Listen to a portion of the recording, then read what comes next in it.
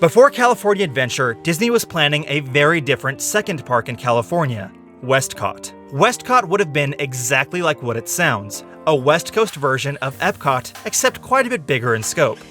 On this episode of Disney Declassified, we're going to revisit WestCOT, one of my very favorite canceled Disney projects. It was fully announced and expected to open, but the story behind why it was abandoned and why Disney built California Adventure instead is super interesting.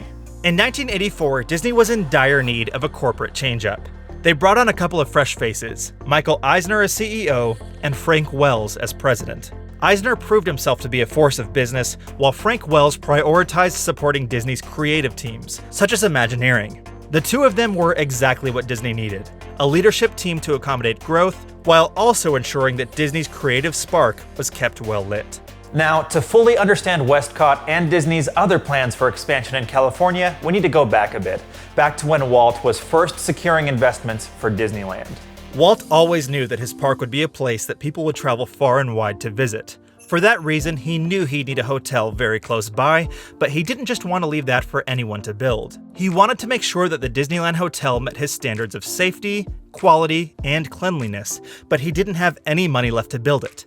Everything he had was already invested in the park. That's where Jack Rather comes in. Rather was an oil tycoon who helped to finance Lassie and the Lone Ranger, and Walt asked him to invest in the Disneyland Hotel. Rather was not interested, so Walt gave him an offer he couldn't refuse: exclusive rights to use the Disney name on hotels in California for 99 years. Needless to say, Rather accepted that deal. Jumping back to the early 1980s, and the Disneyland Hotel was soaring in popularity. It had expanded to over 1,100 rooms with several amenities, shops, and restaurants, and it was right in Eisner's crosshairs. One of Eisner's first objectives was to turn Disneyland into the kind of destination that was built in Florida, a full resort complete with on-property hotels. As long as Rather held the rights to Disney-branded hotels in California, that could never happen. Eisner knew that he had to get those rights by any means necessary. Coincidentally, Jack Rather died just a few months into Eisner's time at Disney in 1984. The hotel rights stayed with the Rather Company, but in 1987 the entire company was put up for sale. The Industrial Equity Company, based in New Zealand, was interested. But Eisner couldn't have that. Not only would the hotel rights stay out of Disney's hands, but they would be owned by a foreign company. He knew he had to do something, so he played his biggest card. The Monorail. There was a monorail stop inside the Disneyland Hotel that Disney leased to the Rather Corporation. Eisner's big play was to threaten to increase the cost of that lease so exorbitantly that it would drive away anybody else interested in buying out the hotel. That strategy worked, and Disney was able to buy out the entire Rather Corporation for themselves. Eisner finally had the Disneyland Hotel. Eisner and Wells immediately started working with Imagineering on ideas for a second California theme park. They needed a park that would redefine Disneyland, one that would pull in visitors from all over the world. That idea? WestCOT. As the name implies, WestCOT would be a West Coast-based version of EPCOT. If you'd like to learn more about the design and formation of EPCOT, we have a video that goes into the history of Walt's final project. Click on the link above to check it out. WestCOT wouldn't just be another EPCOT though, because its scope would be much larger. The first thing that would greet you upon entering WestCOT would be Space Station Earth, a geodesic sphere similar to Epcot's Spaceship Earth, only gold and almost twice as big. Walking into the park, you'd enter an enormous lobby. From inside, you could either ride Space Station Earth, an updated version of Spaceship Earth at Epcot, or proceed to the Ventureport. The Ventureport is where you'd enter the different pavilions featured at WestCOT. The Wonders of Earth Pavilion would feature walk-through environments such as the jungle, the desert, and underwater. The Wonders of Life Pavilion would take you on a journey through the body, and the Wonders of Space Pavilion would take you on a journey through the stars. Altogether, these pavilions would make up Future World. The perimeter of the park would also feature a world showcase named the Four Corners of the World, which would include Africa, the Americas, Asia, and Europe. Altogether, this would be known as the Seven Wonders of WestCOT. A boat ride would have connected Future World to the Four Corners of the World. Between each stop, the boat would enter different scenes that would tell the stories of each pavilion. This ride would have ended up as the longest ride Disney ever created, at a whopping 45 minutes for a full ride cycle. You might have noticed earlier that WestCOT's World Showcase would have been made up of different regions as opposed to different countries.